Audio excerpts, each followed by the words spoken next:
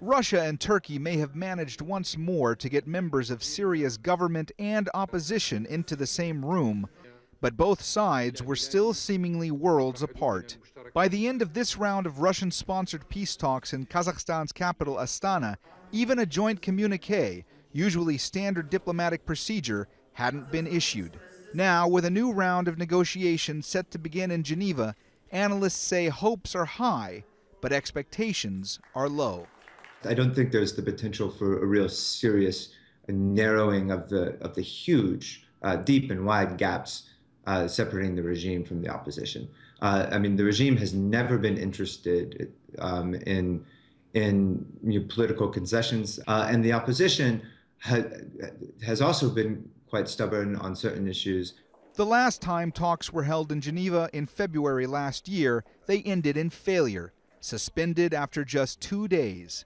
For this latest round, which was originally set to begin on February 8th, it's still unclear what all exactly will be on the table. One of the primary objectives will be to strengthen the shaky ceasefire, a goal many think won't be easy to achieve. Another big concern for participants in Geneva is how proactive a role the U.S. will play. On the sidelines of last week's G20 meeting, U.S. Secretary of State Rex Tillerson told counterparts in Bonn that he supported UN efforts to broker a political solution in Syria. But with so much uncertainty surrounding the Trump administration, analysts wonder just how engaged America will be going forward. While some have called the recent attempts in Astana nothing more than political theater, others insist there is real and mounting pressure on the Syrian government and Syria's armed opposition to continue coming to the table.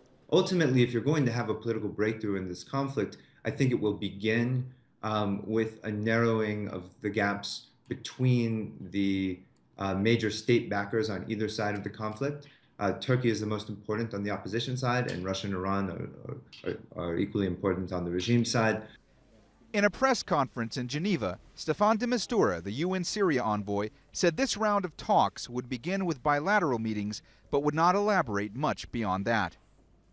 Am I expecting a breakthrough? No, I'm not expecting a breakthrough, but I'm expecting and determined for keeping a very proactive momentum.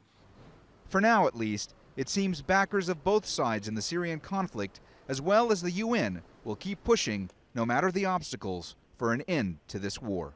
Mohammed, Jamjoom, Al Jazeera, Geneva.